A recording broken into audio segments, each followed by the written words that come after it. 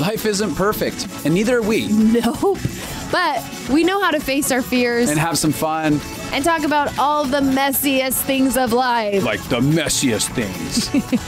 Get connected to yourself, get connected to others, and get connected to the life right in front of you. This is The Connected Life with Justin and Abby. That's me. That's you. And you. Well, I know how clapping works, sir. Well, Connected Life peeps, that's Craig in the background, Craig Pickerill. And he was queuing up the audio with a good little clap there. Craig is a friend of mine from the past, and that friendship is going to be short-lived if he screws this up one more time. That is why we're having this call, because it is in the past. This is our sign-off. It was nice to know you, Craig. Gotta stop it before that 20-year reunion. Oh, man, 20 years. 20 years we've been friends. Mm-hmm. Some people haven't even been alive. I have 2 kids. You have 2 kids. I have 2 kids who get to play with my old toys. That is so interesting that you have kids. What's even more interesting, today we're going to talk about friendship. For those of you who don't know what the point of Craig being on here is. Why is this Even guy myself. here? Craig's like, why am I here? What are we doing? You said this was an emergency. we got 20 years under the belt. And when we say 20 years, I think, oh my gosh, we're approaching the age of old. Well, you are, sir. I'm fairly younger than you. Hey, hold on. No, fairly. Come on. What, 3 years younger? You're 37, aren't you? Yeah, 3 years is like, 21 in dog years. So, I mean...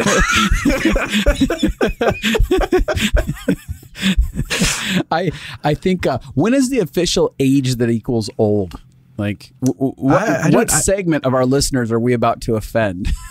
Yeah, that's a good question. I also think entering like into 80. old is when you... I feel like that's 80. a good one. I feel like your listeners aren't 80, right? I feel it's like safe to be like, you're old when you hit 80. And they're all like, they don't even know how to work a computer, so they wouldn't be listening to a podcast. This computer box is speaking. What does it want from me? Oh, this is a good start. Oh man, I cannot wait until there are younger people making fun of me. I mean, they already are. Okay, I'm almost absolutely. 40. I make sure they do. But I can't wait till that generational gap when it's like they're 20, I'm 80 to 90, and they're just like, okay, old man who doesn't know how to teleport. Oh, look at me, I can't teleport. And it's like, why is that funny? And they're all laughing and just rolling around. Old man don't know how to teleport.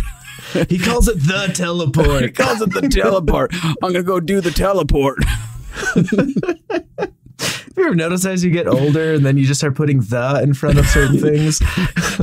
What I've noticed is I care less and less about official terms.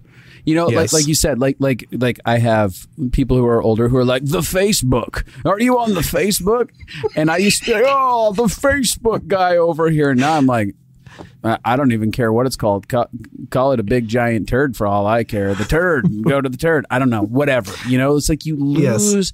You really don't care. Like, especially you lose a desire for taking care of yourself. You don't care if your body odor offends everyone. You don't care if your breath smells like coffee. You're like, it's past that point of no return.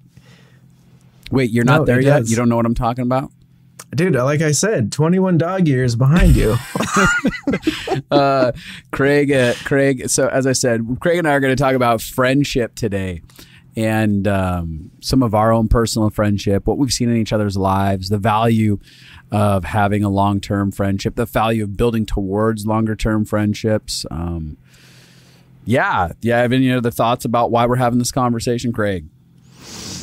Wow, the host is just throwing it on the guest. I don't know what I'm doing after all this time. Really, Abby's the face and the voice of this.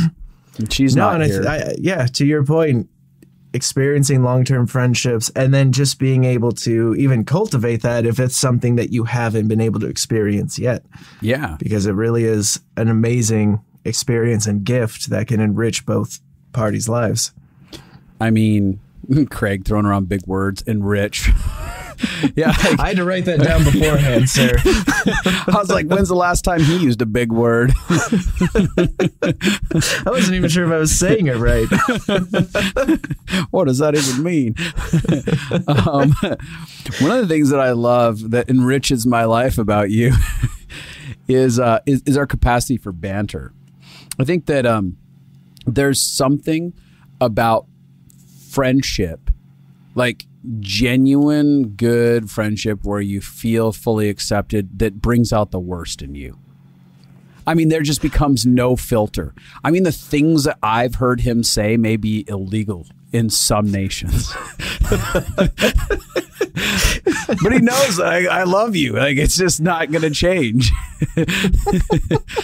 But I love authenticity. I mean, jokes aside, when you allow someone to participate in your world in a way that you both choose to commit in, the most authentic expression of yourself can come forward. The good and the bad and the ugly. Mm-hmm. And that's something I've always approached any type of relationship with, is authenticity, even from a young age. I want them to just see me for me, and I want them to know it is okay to be them, flaws and all. Like, I want you to know you are seen, heard, and loved, no matter what you do or say. Like, I am here, this is me, and whether or not you continue past your interaction is both of your choices. But that's how I love to approach anyone I interact with. Isn't it the scariest thing, though? Initially trying to dip your toe in the water and figure out, like, I wonder if I can truly be authentic with this person. Like, it feels like there's progressions for certain people where they're like, maybe we need to be friends for about 6 months to a year, where you have enough buy-in before I really unload who I am. Right? Like, right. I stopped wasting my point at one point in time. And when I met a guy that I felt kind of interested in, I would just send him a dick pic. Just see how that went up. No, I'm kidding. but I did start saying, like, absurd things, like things that are genuinely like my humor, but the type of humor that I'm like, if this thing is going to go the distance, if we're really going to date long term, me and this guy, he's going to have to choose in right now. I'm not going to waste my time. So I'm going to say this thing I would say to my best friend, Craig. How offended are you right now from a scale of Craig to 10? And I feel like a lot of people are really scared to just, like, jump right out of the plane immediately because they're scared of what a first impression. And yeah, I understand first impressions, but I'd rather the first impression be authentically me and not even like, I don't care to warm you up. If you just don't like this, go away. Just go away right now if you're not intrigued by this, or at least if you don't want to just see the car on fire that's wrecked on the side of the road. Like, some people enjoy the mess and they're like, I'm sticking around not necessarily because I get it, but because it's a complete car wreck and it's kind of interesting. Which is a part of actually how we met and why this has lasted. Wait, are so you long. Calling me a car wreck, you clown? I mean, if the tire fits, why not? Roll with it, I guess. Dad jokes. Yeah. Now that you got 2 kids, those are officially part of your repertoire. Hey, big word. Big Word Monday. Hey, going back to how we started. Yeah, what you want to talk about? We're going to start off letting people into a little bit of our history. So, what may have been a dumpster fire turned out to be pretty good. Do you want to talk about that? Yeah, I'd love to. It's funny. So, for the viewers, I know they can't see you. I'm sure if you've seen their picture, him and Abby's on the podcast photo, or go to their website, you can see his nice, clean, bald head. But when we met, he had the most interesting elegant He-Man. No, He-Man mane do. of hair. So I want whisked people through the wind. to quickly just Google He-Man. Bangs, kind of like awkwardly long, but yet short, like neck length. He had He-Man hair, but when I want you to Buddy. Google Keith Urban from the early 2000s. Buddy, that's okay. Beautifully straightened hair. But do that and then Google He-Man and know that is the right one. To be fair, I think it was you ass, and Ryder Ray who renamed me He-Man on the set of Overhauling at that show, and that got around. I think you ass clown. I think you photoshopped. Wasn't it you? You photoshopped me on He-Man's body and then put up pictures on Overhauling. Was that on the set? I didn't put Ryder put them up. I did the Photoshop. That was a 2-man job, sir.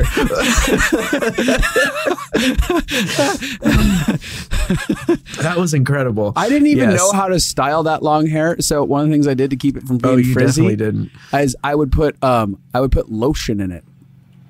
Some dude I saw some other dude do it, and I was like, I guess you put lotion in it and it gets the frizz out. that is where he was mentally 20 years ago. That's some rough beginnings, man. So that makes so much sense. So what? You saw me all muscle bound with my He-Man haircut and chiseled chest and loincloth. Is that the? That's an interesting self-depiction of you, sir. But it's funny because I was 18 at the time. I was in college. I had an internship for video production, and the most beautiful lips. Right?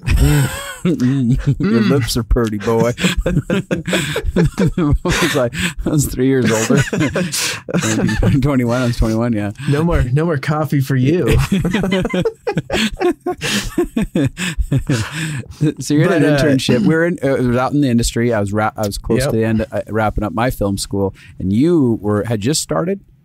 I was just started. I was almost a year in. Yeah. And so, I was interning at this place, and the guy was like, I'm having this dude Justin come in. He's around your age. He didn't know how old you were and how young I was, clearly. But he's like, I think you guys are going to hit it off, all this stuff. And in my mind, I was like, we'll see about that. Like, most people I've met doing this tend to just kind of be superficial, surface level. And for me, I love a more like authentic and intimate like relationship or even conversation. Right. Like you don't have to tell me your life story, but I just want something that's real more than, hey, depth to it. What's the weather? Hey, go Bears. Like more than that. Just something a little bit more. Or I had a Coke bender the other night, and then I showed up on set, and you're like, what? Why are you telling me this? Yes. There's been people who have had many of those conversations with me. They get a lot darker in the industry. Yes. Oh my God. Your soul is so darkened right now. But it's funny because when you came in, the first thing that came to my mind was like, this guy is going to be a real dick. Because to just paint you a picture, He-Man hair, beanie, Abercrombie shirt, kind of those like acid wash ripped jeans for like they have more holes than fabric, makes no sense. And just kind of like that strut, like when someone just walks in a room and struts and you're like, do you have to walk like that? That doesn't make it's called a power walk. Presidents do it. But it was one of those things at least when which is interesting looking back is like that first interaction before we even spoke. Like one thing I realized many years later was I was actually projecting my own hurts and experiences onto what you would look like. So I'm like, this guy like represents everything that I've ever disliked because it's everyone who's ever made fun of me or made fun of me about. And I was like, he represents that. And so in my mind, I'm like, you were already doomed. I'm like, this guy's terrible. Well, he's only here for a day. Let's get through this. Yeah. And I'm so glad like that wasn't the thing that stayed because we wouldn't be having this conversation almost 20 years later. Oh, you mean you're glad that somehow you surrendered your judgments? You pious, self-righteous clown. It's almost like Samson. The more hair you lost, the better you became. Like the opposite. Can't hide behind these bangs anymore. Oh my goodness. So, I do think, excuse me. Wow. I do think, like, one of the things that you're saying, you didn't realize that you had your judgment. You didn't, or you had your judgment. I don't know that you'd have called it a judgment, but you didn't realize you had a trigger. Correct. That yeah, you were I didn't realize that until years later. Yeah, years later, you look back and you go, oh, that's what happened. I was definitely self-protecting. I was preparing for somebody who was going to hurt me. Absolutely. No, absolutely. And it's funny because then when we started talking, I was like, he is just as sarcastic as me. And then you had mentioned like God and going to church. And I was like, oh, we got that in common. Excuse me. And then we just started talking. And I'm like, oh, like it was one of those things where I'm like, he's just being himself. And then you were making fun of someone else on set. And I'm like, oh man, we could totally get along. But it was one of those things, like you'd mentioned, like I like just showing up in authenticity, even though you now are a more mature and better version of who you were then. Right. Like there's still parts of you that came out, but it was still those parts of like, look, I just want to say what's on my mind. Like, this is me. And like, these, like, and you would just say things. And I'm like, most people wouldn't do that because they would be so afraid of being kicked out or rejected or made fun of, like anything else. But you were just being yourself and doing yourself. And you were still compassionate for people, or like you could tell you cared about people, even with like sarcastic jabs and stuff, which I could relate to. And I'm like, oh, this is amazing. And I was like, it was something about that. I'm glad I allowed to break through to then say, hey, I want to actually like get to know this person more versus, just keeping what I had previously in just the first visual judgment. He-Man over there is unsafe. I did have the power. I was thinking about how the thing that really bonded us initially, like the 30,000 foot view, was the play. It was the joy of the laughter of just like, yes. Oh my gosh, we can. So many people like don't realize the power of joy and the power of play and how that actually can be foundational to really creating a sense of connectedness. Mm-hmm. And then beyond that, it transcended like. Of course, when you initially, like when someone first meets Craig, you think no depth whatsoever, right? But then you get surprised. Is that a height joke, sir? I haven't even started those yet. But no, it's interesting because we could at surface level have that play. And like you said, there was some sense of care for me. And I saw that from you as well. There was like, oh, there's some depth here. Like there's some kindness. There's kindness in this guy's eyes. There's care. And even though sometimes the swords cut deep in the jabs and the playful jabs back and forth, like, do you really mean that? Like, funny enough, by the way, what was your, like some of my flaws, by the way, like, you're saying like, hey, Justin came across as kind, like there was a compassion element to him and an authentic element to him. But what was also the messy stuff? Bro, your show isn't long enough but, for your viewers. But like, honestly, like in that one thing that stood out, I was like, so even in the initial impression of like, why are you walking like that? Like that, like confidence in the room. But there was almost like a pretend behind it. So it was like, I know I can be a confident person, or I should be, or I am, but I don't know how to be type thing. And so it's I'm finding my identity. I'm finding my way in this.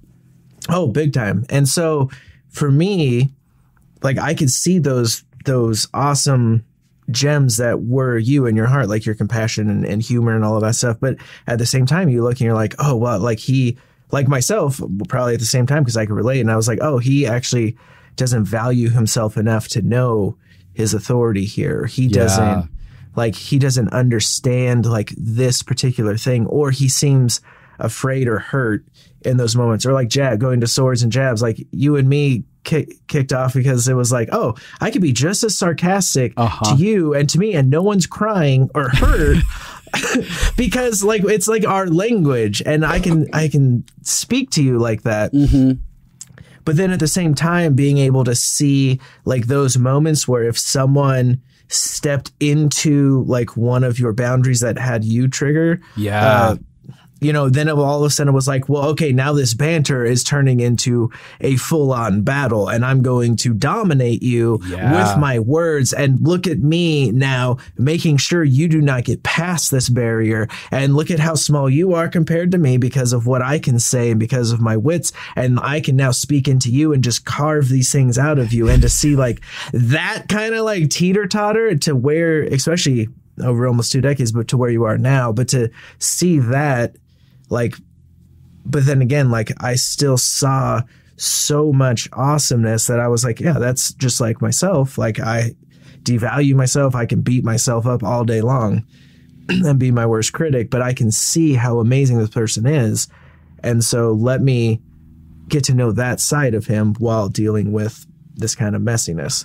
Isn't it interesting that if people had to be perfect and couldn't be messy, that there would probably be very few relationships that have any depth to them whatsoever? Because if we couldn't hold some level of space of love inside of our hearts to see past that mess that doesn't actually define someone, if we couldn't be able to go, I don't think that's actually who they are, we would all just like stay as far apart as possible from one another. And because of the fear that like I'm going to get destroyed by them, they're never going to change, they're just terrible, horrible human beings, we would sit and just, swim around in our judgments.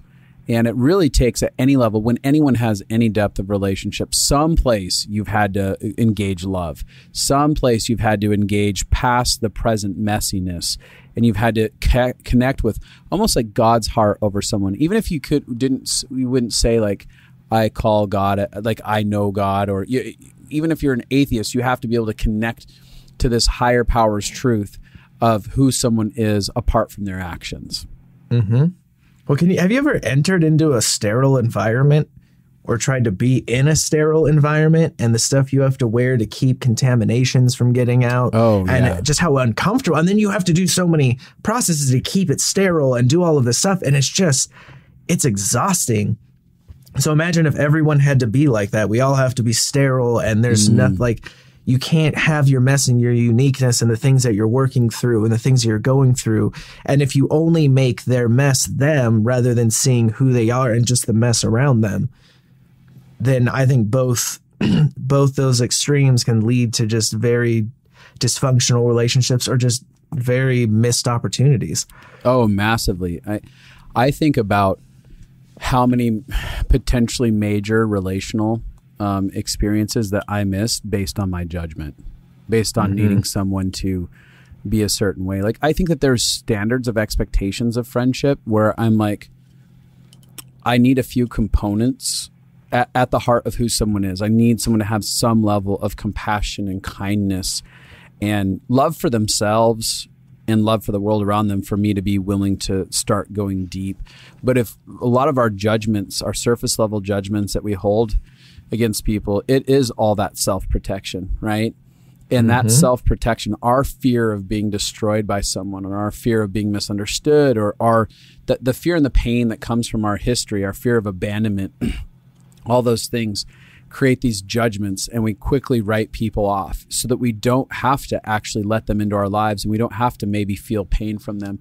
And I just look at it and go, yeah, I'm pretty sad about probably a lot of relationships I missed out on, but I'm really thankful for the ones that I was able to go past my personal judgments and begin to engage with, Absolutely. And if you, on that point, if you only dwell on the things that you missed out and don't treasure the actual things that you have, then again, you're also going to miss out on what you have and lose that too. Yeah, absolutely. It's very interesting.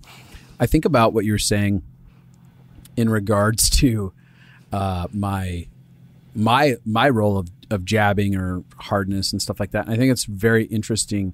What do you really think is if you were to contrast me then versus now, like what feels like evolved or came out of me? Like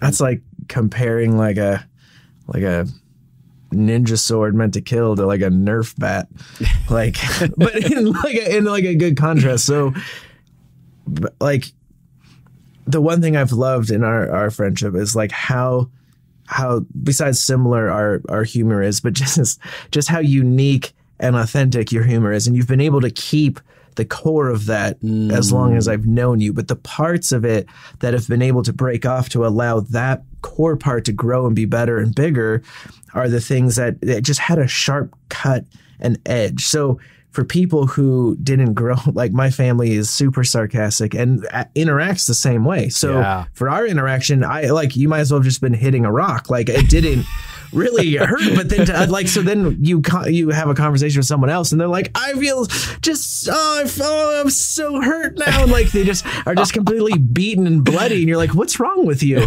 But there was like a sharpness and almost like a protection behind it, if you will. So some of it was humor, but then behind it, there was still a level of, hey, this is good enough to keep you within these boundaries. Yeah. And so to be able to see that melt off, so now your humor comes out and it's more of like this loving humor tender, versus sarcasm, and there's more softness to it. And so even when the sarcasm stuff comes out, it's not as harsh and they don't leave bloody and bruised. Well, and it's not it's not weaponized. Exactly. Anymore. It's before it was weaponized, and it was also had passive aggressive cuts inside of it. Whereas I'm like, oh, if I have sarcasm now, it's not because there's something unspoken that I'm trying to get out into the world that I really mean. It's like, no, you'll know where you stand with me. I'm not using this to communicate. It was very scary to communicate authentically what I was really feeling. And that's the reason a lot of people hide behind passive aggressiveness and harsh sarcastic humor. It is like they're scared to say what they really mean. It feels way too vulnerable. Yeah. Or even if you've said what you've meant and then people don't take it seriously or put it down or push it to the side and demean it, then you're like, well, I'm going to say what I mean then, but in a way that you can push off as humor, but it's still going to hurt you.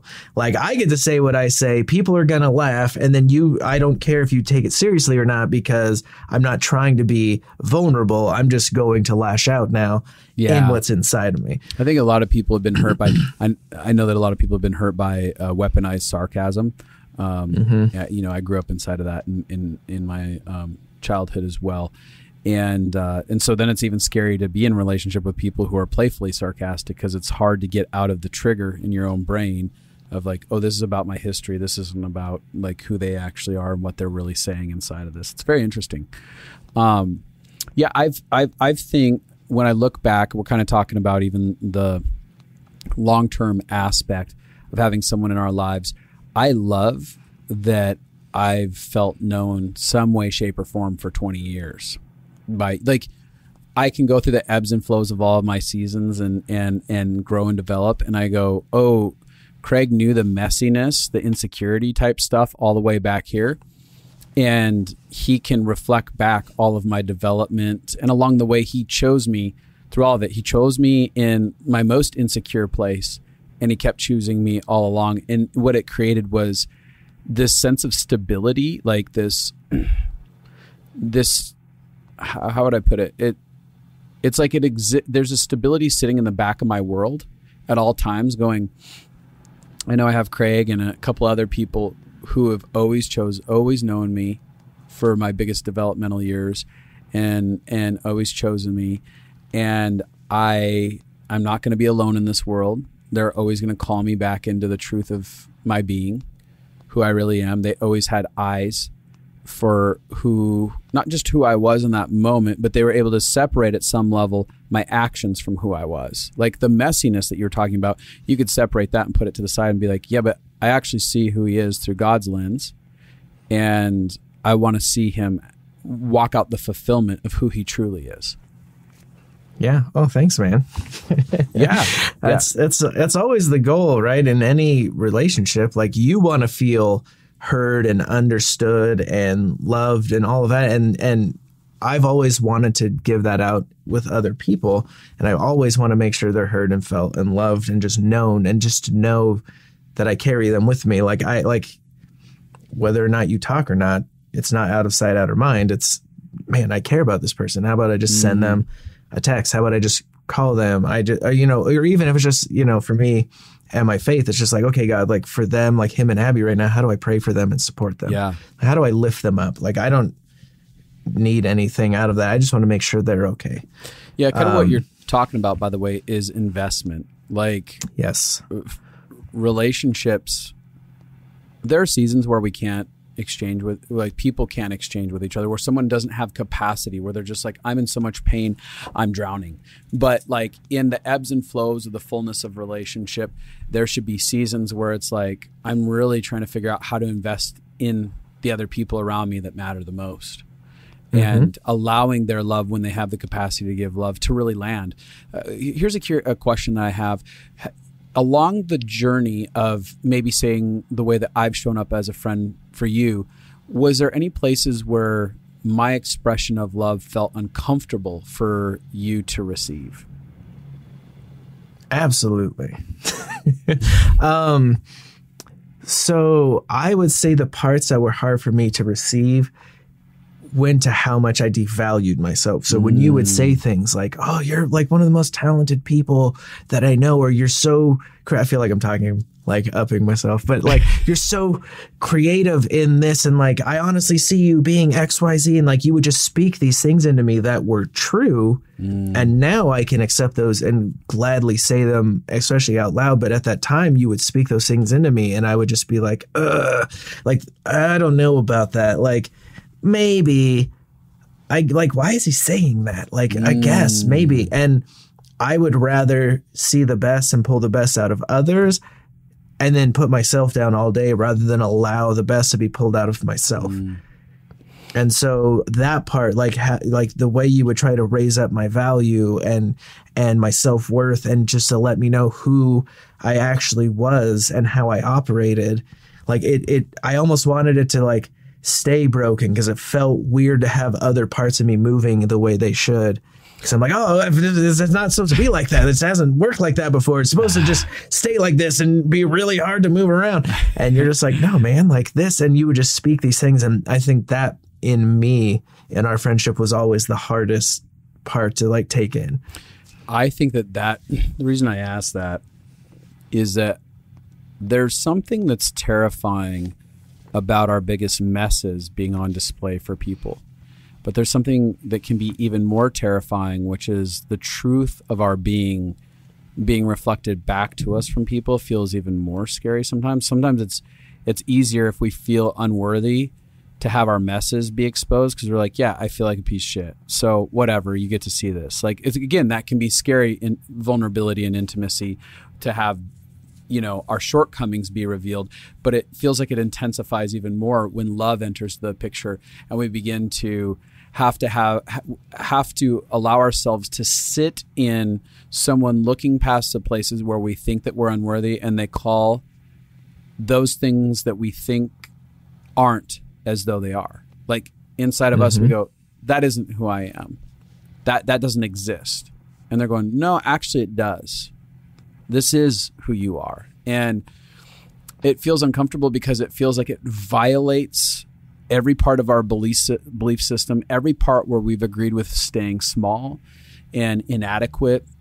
It feels like if I accept what this person is saying, if I actually allow them to engage me in this way and love me in this way, and I allowed myself to start to believe it, what happens if I'm wrong? What happens if they were wrong? What will everyone think about me?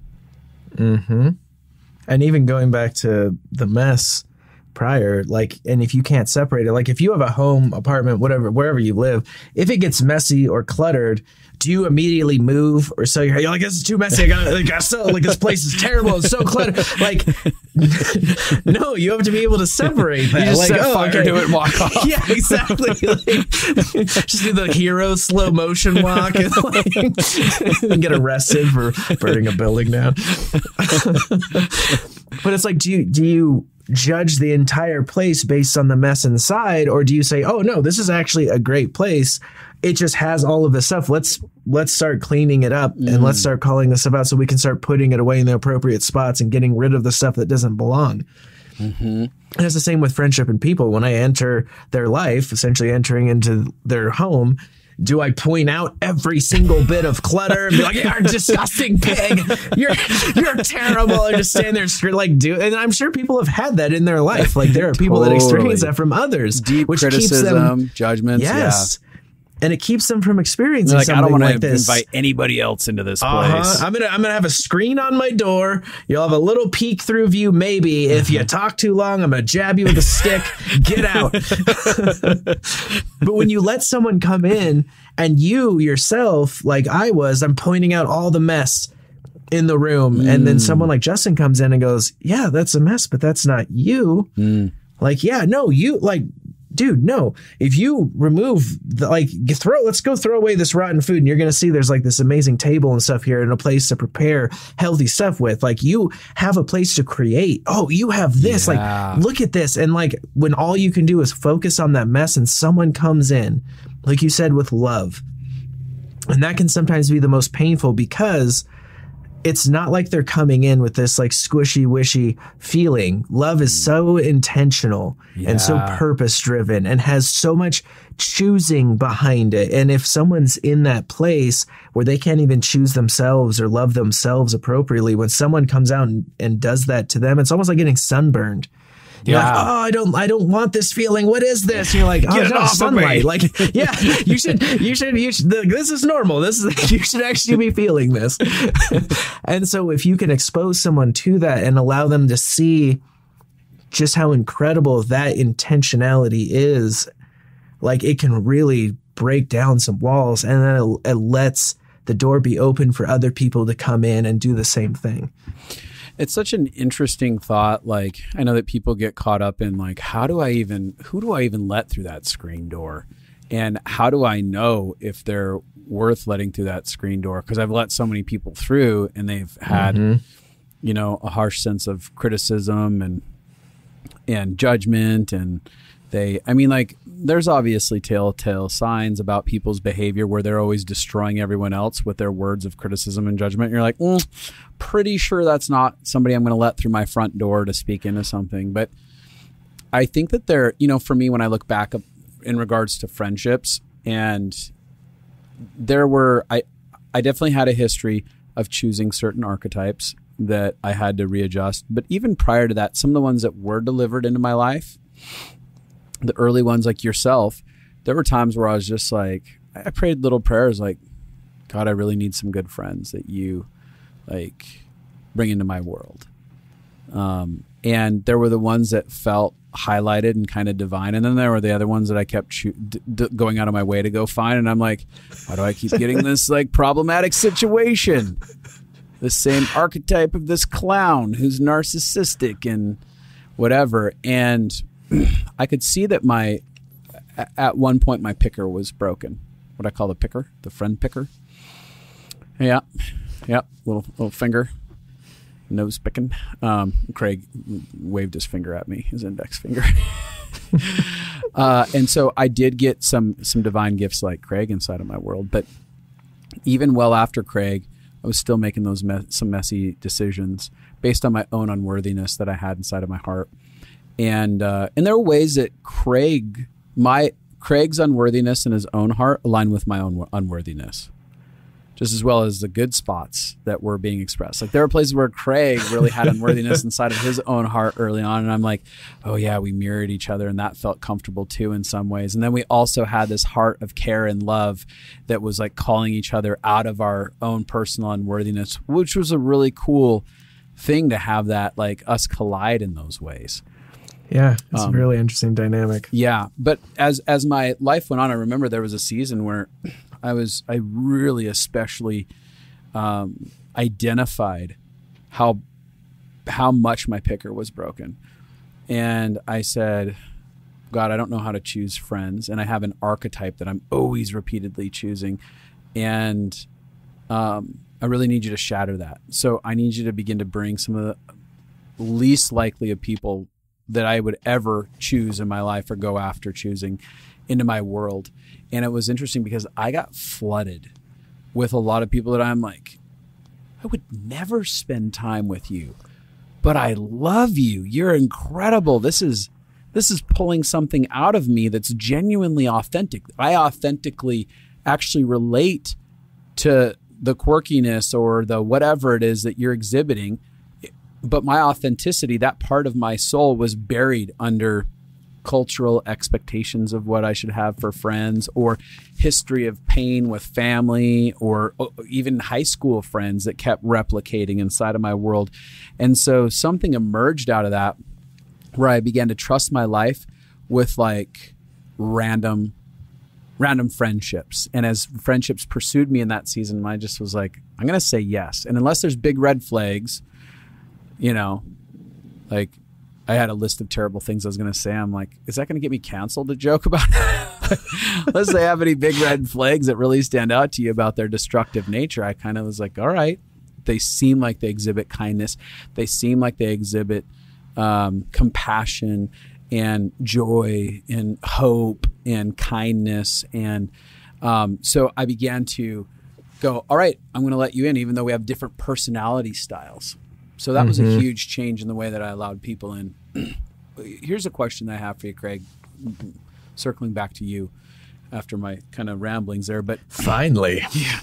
Boy, this guy talks so much. Just shut up already, guy.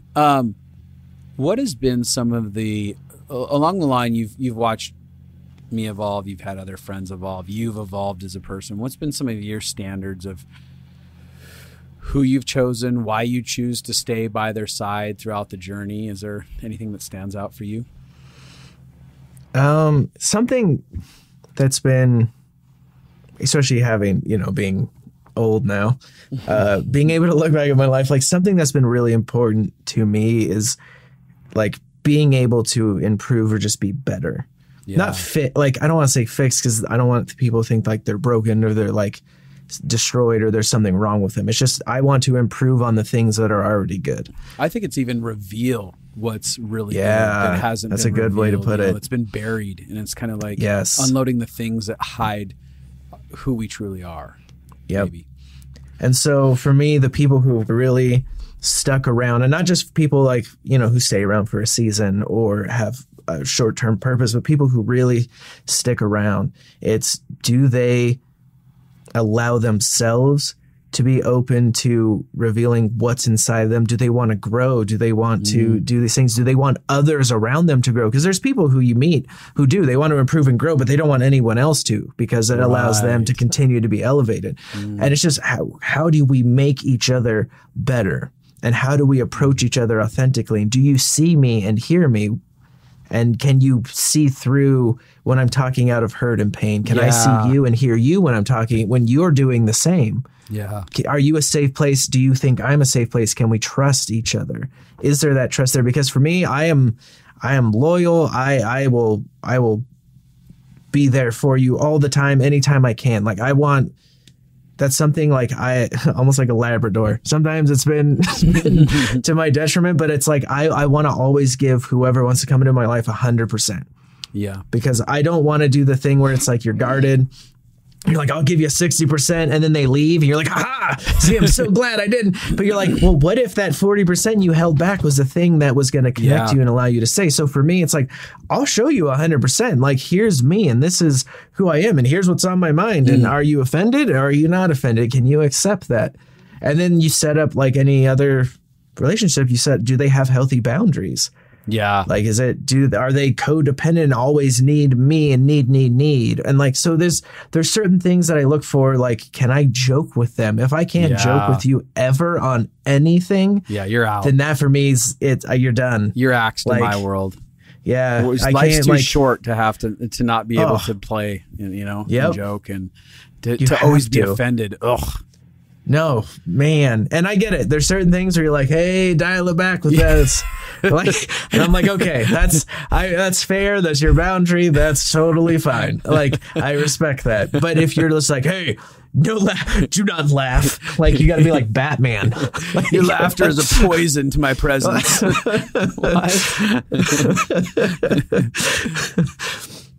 Yeah. So those are the things. So it's like a culmination of all that coming together, I think for me, sustain something that will continue on going. Yeah, I really love the idea of, like, some people can step into a situation like this. It's like even in dating relationships where they'll come to the table and they'll be like, I can see who they'll be one day. And then they think that they're going to sit there and they're going to fix them and whatever. No. And that's not what we're talking about. It's not like, hey, I'm hoping you'll change one day. That's not the conversation. It's like, I can just see you're on the process of your own personal evolution, so to say. And I also have eyes for who you truly are in a way that I can give an encouraging word here and there. And also you're willing to be affectable. I think being affectable inside of relationships is fundamental. Like, if I can't be affected by the love that you have to give, like you said, when we were talking earlier, it felt uncomfortable to be met by my love that I had the capacity to give. But I could always tell that you were affected by it and that you would allow it to affect you slowly over time. And I wasn't trying to change you in it. I was just like, oh, the words I say matter in a good way, in a healthy way. They make an impact. And that actually leaves me feeling like I have value in the relationship. Like, there's some sense of like part of the value that Craig brings to the relationship is that he has gifts to give me. And he can feel that him showing up in those ways actually make an impact. And he goes, oh, I matter here. I actually matter here. And I can feel that I matter inside of your life because of your response to the love that I do have the capacity to give. And that's a really big deal. It's huge. I think that some people are, again, terrified of long-term, like, engaging and being open to longer-term relationships because of that sense of you could walk out at any point. I mean, you and I are both, you're what, an 8 on the Enneagram as well? Is that what you are? Actually, I'm a 4 raised by 2 8s, so I can show up as an 8. Okay, that makes sense to me. There's something wired into that sense of, I don't know if it's the same as, I don't know if 4s carry a little bit about that, but definitely 8s have that loyalty thing. Like, I'm going to be loyal because also I really need some loyalty. Like, I want some and it's like on that healthy side, it's like I'm loyal to the end, but then on the unhealthy, like, you come against me, you're done forever. Yeah, like, I'll cut you. Yeah, you're done. But I know that some people are terrified of the idea of maybe they won't be loyal, maybe they'll turn on me, they'll walk away, and I don't want to even set myself up for the possibility of that. And one of the things that, I've really adjusted in my life is a sense of momentary friends and seasonal friends and long-term friendships, and those can ebb and flow, because you can have somebody who seems to be a momentary friend and they just show up in a moment and they they express a type of love and care that your heart was really needing, whether it was needing to grow or it was needing encouragement or it was needing inspiration or just something like that. And you go, wow, that was really cool. That person passed through my life really quickly. And they may come back around in the future. They may show back up and be a seasonal friend that's like, oh, that got reignited. And then they may become someone who's long-term. But I know that one of the things about love is open-handed. Love gives room for free will. And I think that there's something about not just loving others, but receiving love where we just go, we're not like I'm willing to eat scraps not from a posture of unworthiness, but from a posture of personal worthiness, a sense of self, where we go, I choose to receive the love that people have the capacity to give. And if that means it's for a week, a couple months, a couple years, or a lifetime, I'm going to allow myself to settle in and not allow the love that they have to give when it runs out or their capacity runs out to be a reflection of our personal value or a reflection of something that they're saying about us, right? And so when we live out of that space, we can just go, I don't have to be really scared. This may be a longer term thing. I know how I'm going to choose to show up to this current relationship, and I can't guarantee how they will, but I'm really thankful for the gifts that they do add to my life. Yeah, that's a really good point. And enjoy, like when we first met, even let's say the first year of us hanging out and getting to know each other, getting to know like friends and circles and just hanging out. Like if you would have said like, hey, is this like someone who's just going to be like a friend for the rest of your life? I have no idea. Like, I don't know. Wait, but you did what? You didn't know? Yeah, I know, right? How dare I?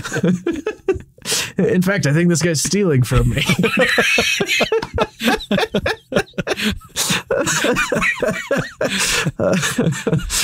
But it's like at a point there would like not too long after, like you just hit a point where I'm like, I would have known, let's say just keep things even. Let's say 5 years in, I'll be like, yeah, like Justin is someone who I'm going to have in my life forever. Yeah. Like that's just, so how do I show up? But during that process of figuring that out, I just had to be open to, okay, if I only know him for 6 months, if I know him for 2 years, it doesn't matter because whatever I experience in our friendship and the gifts that we give each other, like that is what like you need to focus on. And then if it continues, awesome. So that way, if it does end, or if they're a seasonal person or almost like a carousel person where they come and ebb and flow in different seasons, according to, I don't know, however you guys mesh, but then it's like in those moments, you're not going to be distraught and destroyed and then keep other people back just because they're now gone, assuming it wasn't like a traumatic like experience of them disappearing. Right. Here's a question I have. When people like say somebody comes into your life and just takes a big flaming deuce on your front doorstep, just lights it on fire in a big paper bag and runs off on you, how do you handle the previous time that you spent with them? Like the concept of the relationship that was going on prior to the moment of the big flaming mess that you had to stomp out. Depends on who you talk to. So my younger self who would show up, it's like an unhealthy eight. I'd be like, oh, they're done. You're dead. They're dead to me.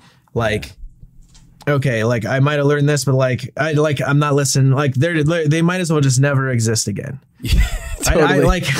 But I didn't discount or discard anything I picked up along the way with them, which I think was a benefit for me. But as I got healthier, in that if someone did do that, I was able to just more evaluate and reflect, which I think is super important for people to do. And just be like, okay, what in those moments might I have not seen that led, like, could I have seen them coming up to my doorstep and just pooping all over? Like, could I have, like, were there flags that I wasn't aware of? And then what did I learn from them, from our interactions, from our friendship that I can carry on, I can grow with, I can improve on, I can actually now understand other people who come and act the same way, and how can I help speak into them? And then, so within that, someone else shows up and I'm like, oh, okay, you're actually doing and saying the very same things, and there's similar patterns here. And I think you're going to end up just pooping in a bag and leaving it at my house. So guess what? Like, I might have to cut this off soon. Yeah. And so just being able to reflect and evaluate and do that stuff, but I never discarded what I got in those times, good or bad, because you can still, like, if you only keep the good, then I think you're missing half of what you can learn. You know, it's interesting. I used to have the dead zone in my soul. Yes. And so that's kind of what you're talking about. But the dead zone got amplified into, it also discounted everything that they ever did. So there's a bunch of my history that suddenly I had no friends in. like when I started processing my history, I'm like, oh, I never had any friends. I'm like, no, I did. What do I mean by I didn't have any friends? And then I started looking, I'm like, oh, I not only dead zone them as if they never existed, but with it, the love that they did have the ability to give, the gifts, the fun, the joy, the thoughtfulness, the care that they had the capacity to give, like that got dumped into the dead zone. So I went through a season of having to resurrect people out of the dead zone, which that looked like an internal dialogue with God, where I was like, God, I've disposed of the gifts that you brought through my life because they seemingly made too big of a mess or left too much pain in a season. And I wrote it all off. And I'm sorry that I disposed of of your love that they had the capacity to reflect. And I started going, I want to bring them. I started individualizing each person I'd put in the dead zone, visually seeing them in my mind's eye and saying, I'm sorry that I buried you in this grave here. These are all the things that you did to love me. These are the ways that you knew how to show up in such a youthful age. And I made the things that you did about my lack of worth and value in your eyes, and I personalized a lot of the messiness. And the truth is, this was just part of you growing and developing and finding yourself along the way. And I remember telling them, please forgive me. Thank you. I love you. And these are all the things I appreciate that you did. And as I acknowledged that, there was this collective experience where my soul almost came out of a sense of abandonment, where I could go through seasons of life historically feeling alone about them. And then all of a sudden I'm like, I'm not alone. I was never alone and abandoned there. That person was amazing for that time. And then they did something really horrible that felt like it betrayed me. And that pain is true and it's real. And I could acknowledge both them. Like both truths can coexist. We can absorb the love someone has to give, and we can acknowledge the pain that they also brought to the table. And they didn't have to be mutually exclusive. It could be mutually inclusive. So rewiring that really allowed me to see the abundance inside of my life. And it allowed me to not have to live in self-protection, because I could actually approach new friendships and be like, you might set fire. Like there a lot of those people, there was red flags I didn't know about. And sometimes there's red flags that you'll never know about. And people have all the right green, it's all green lights. It really is. You've done all your investigation and someone runs face first into a brick wall in their own life, and there's an explosion that comes out of them, and the mess just starts blowing up everywhere all of a sudden. And we personalize it, and we have to sometimes go, oh, I couldn't have chose any different. There weren't any signs. It's just a reality of their humanity ran into my humanity. Period. No, that's so good. And imagine all of the stuff that going back to the flaming bag scenario, imagine if someone gave you $10,000 and then left a flaming dump on your door, and you're like, oh, screw this. And you throw the $10,000 away, and you're like, oh, you left me nothing. And you're like, they actually gave you a lot. You just chose to throw it all out. So, I mean, how much in your life do you have to, I like that analogy of just raising it from the dead.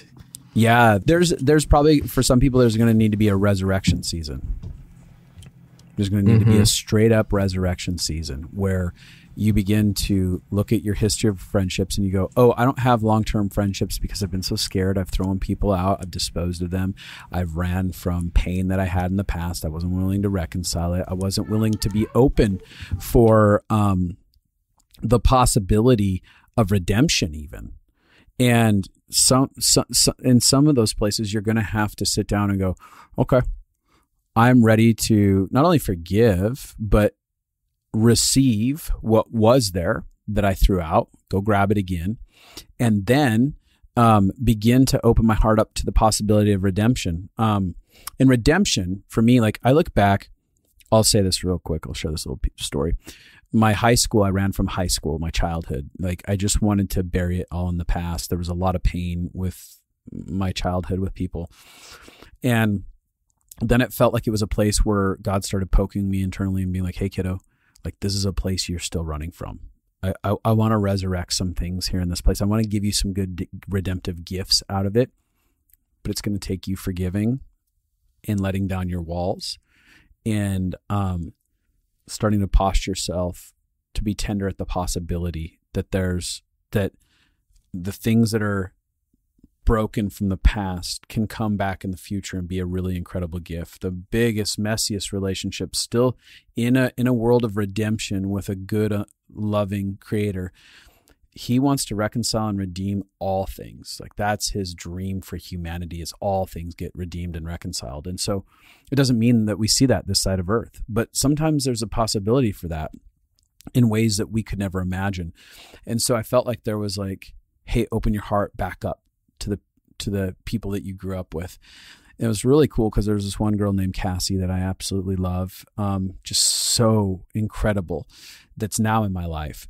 But back when we were kids, you know, we all had a relationship growing up in a small town, but there were places where I felt hurt by her and she was written off with everyone else. But I felt like as I let my walls down towards my history, there was divine kind of circumstances that unfolded, and suddenly she was back in my life and we're engaging in conversation. I see the beautiful evolution of who she's become years later, just like years later for me, like major changes happen in both of us. And then she enters into my life and is actually a vital part of my deep healing process from that part of my childhood, which I hadn't gotten healing from fully yet, where she came in kindness and tenderness and actually was part of some really like vulnerable moments where I cried really hard with her.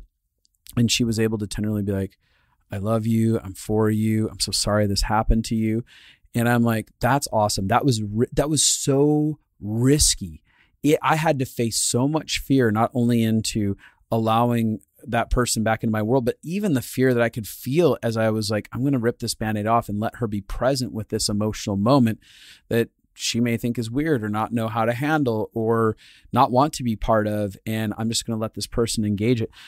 And it's been profound for me. And that's been one of the friendships with a couple others that have come back around and I've been so grateful for. But it took risk, right? And it took laying down my right to protect myself. That's really good. Well, risk comes with any relationship, personal, professional, it doesn't matter. It all has risk. And so if you try to live, like we talked about earlier, in a sterile environment, where there is no risk, then there literally is no substance. There's none there, which I think is actually the biggest risk you could take.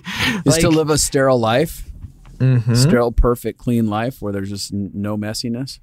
Yeah, I'm not going to acknowledge my mess. No one else around me is going to have a mess because there's no one around me. Like everything's perfect. Don't mention anything bad, and like don't mention the rain. Nothing. Like. Because then all of a sudden you've created this illusion around yourself. And if that ever shatters, then what happens? Yeah. We're getting close to wrapping up, but recently we've been talking about common humanity. It was something that came up on the podcast that you didn't know about. But, you know, common humanity says, you know, you and I are no different. Like we are each human.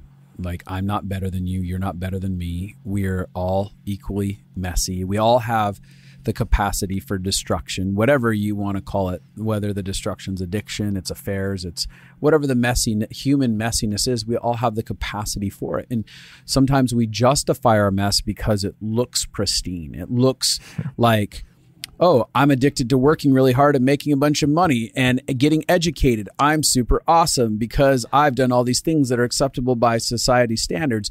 But actually, I'm just a massive addict. I'm addicted to performing. I'm addicted to people's affirmations. I'm addicted to religion. I do all the religious things right. No, actually, you're an addict. You know, you're addicted to the love that you're buying through your actions or whatever. And so one of the fundamental things to be able to show up and create healthy friendship environments and to experience friendship in really beautiful ways is to enter them in on the basis that you and I are both human and we are both going to hurt each other. We're both going to create big messes that we're going to have to clean up. We're going to betray each other. Like that betrayal can come through, I told you one thing and I did another thing. that I acted out of in fear. It doesn't have to be I betrayed you because I turned on you and cut you to pieces. It's a betrayal is as simple as a promise broken, and I betrayed your trust. I shared a story that you didn't want me to share. You trusted me, whatever. So there's pain that once we can begin to just accept that it's going to come through all those different avenues, and we can let someone else off this high standard and let myself off a high standard and just go, what is this actually designed for? What is the gift that we can be to one another? It just lowers all the anxiety. It gives it opens the doors to so many more opportunities for good connections that carry you through some of your darkest seasons. And with that said, I want to acknowledge that, Craig has been a fundamental part of carrying me through some of my darkest moments, where when I felt my most broken, my most scared, my most shattered inside of my marriage, like there were places where I could just pick up the phone and he saw me for who I was, apart from the craziness that I was participating in my own life or experiencing in my life. And he held space to just say, I love you, I see you, I'm for you. And that's it. And that was a game changer in moments probably where I was close to the edge of wanting to kill myself or wanting to just like abandon my marriage and walk away from it or things like that, where it was just like, no, but I love you. And I won't see you any different. If you did walk out of the marriage, I won't see you any different. If you did, make these decisions, like I know who God says you are and I know who I believe you to be inside of it. And those are the gemstones that we're all worthy of having in our lives, and we all have the opportunity to be to other people. Yeah, I couldn't say it any better. To that point, like using you as the example, like when you would call and just be like, dude, I am broken. I don't know what to do. This is just where I'm at, like completely shattered. And I know I mentioned this before the recordings got all jumbled, but it's just in that moment of being able to know the person and just being able to say, hey, I see all of these pieces and I see where you're at and I'm here with you in these pieces, but I want you to know what these pieces actually make when they're put together. Because when they're put together, this is what they look like and this is who you are, and to show them and give them that hope. So when they're ready to stand up, they know they're not standing up still broken. They know they get to stand up into something that's whole and complete. They just might feel broken in that moment or in that season, but they know that at least someone knows who they are and sees them for who they are and what they are. And to be able to call that out on someone when they can't see it themselves is something that I think everyone has, and it's a tragedy if people don't have that in their lives. Yeah, it really is a tragedy. And that's one of the things that I've been able to reflect on when I feel at my lowest and I feel abandoned and alone. Like people like yourself will suddenly pop into my head. I'm like, no, but I'm not actually alone. I feel alone right in this moment. The pain feels so enormous that everything feels like blacked out and I feel blind right now. But the truth is that these are the gifts. This is how I know God is real and in my life, because I have these people who have expressed love in this way and have seen me in these ways. And that's where hope gets reignited inside of me. And I go, oh, I can do this. So, you know what's funny? I remember your face. Shazam! Gotcha. Your mom. Oh my goodness. That's funny. I remember so vividly having a conversation with you in your truck, driving over like Barham, going to like Hollywood Boulevard, and you were just speaking, telling me like, you are the most creative person I know, and you will be, like, if you allow yourself, like, I could see you being one of the most successful people I know. And that, like, even though I did not accept it at that time and I turned it down and I was like, that's okay, buddy, like that's fine. What's funny is throughout my life, and it's and that was like, I don't know, 16 years ago. Yeah, like, that was a long time ago. Probably, yeah. But that phrase and that conversation has echoed in my mind. And like, even like, I think we went for like a year, maybe two, like without like speaking anything more than just like a text here or there. But like going through my own transformation and healing, like that part of me was healed because of that conversation and because that seed was planted and I allowed it to continue to grow. And I allowed that voice to echo in when something else would come against, and I would tell myself the opposite. Your voice would come in and say what was true. And once I allowed that to break through, like I was able to start saying that out loud and accept that. And it was just allowing that one conversation almost 2 decades ago had ripple effects that had I just kept this guy's gonna be a dick. He looks like some like weird Abercrombie like freak with his hair model. Like, yeah. like that would not have happened. And I don't think had the expediency and healing that I would have had in that area. Wow. That is so powerful. I mean, not just for our relationship to hear that, for you, but I think about there are people in our lives that their words, long after they're gone, have the potential to echo out and continue to redefine who we are in the best of ways, if we'll allow them to in our world. Man, that's so cool. I know we got to wrap this up. One of the things that I love about you is that through all the years of kind of like submitting your own life to the process, I've seen you evolve into, like I said, a real champion who also has a capacity to champion people, like the same ways that you came and you championed me and brought love into my story. You've been able to do it from such a more advanced expression, right? In a way that I'm just kind of in awe of how you love on people and help them move through their own journeys. I know that you have something called Brain Unstuck, and I've had the gift of getting to participate in speaking into that group, and I've saw the people in there and the way that you were participating with them. I was just like, this is so cool that he's developed this. Do you want to share that real quick with people, kind of about what you're up to and what you do before we wrap this? Sure. Yeah, the Brain Unstuck, you can find it at thebrainunstuck.com, is my platform where I get to help usually I work with like Christian entrepreneurs, leaders, innovators, but is that open to anyone? But it's open, especially the membership is open to anyone. Right. But yeah, those are the majority people of the people really who relate. come in. Specifically, you kind of talk with some faith background inside of that space. But I just help them focus and remove self-imposed limitations and to really learn what it's like to dream with God and co-create with Him in this life that we get to live. And so it's been fantastic. And like you said, like you were a guest because it's split into 2 parts. We got the membership community full of some amazing people, and we get to have guest speakers like Justin. And then I have like kind of like my mentor coaching for those entrepreneurial Christians I've been doing this so long and I feel like I'm being pulled this way and I don't know how to articulate what's in my heart. And how do I, like, I've been told I need to do this or I'm this way, and to really pull out what God has put on their heart and align them to what they're supposed to do, and then help them build out something practically. Like, it's to see people come alive it's bonkers awesome. That's so cool. Yeah. So you guys can, if anyone's interested in knowing more about what Craig's up to, the guy who's been such a gift and an inspiration in my own story, you can go to brainunstuck.com and find out more about that. And then I just want to say again, thank you so much, man, for participating in this. I love getting to be friends with you, and I love to get to bring you into this space now all of a sudden. Couldn't think of a better person to introduce my audience to than you. Thanks, man. This has been a lot of fun. Yeah. Yeah. All right. Say goodbye to my audience, Craig. Goodbye, audience. Goodbye.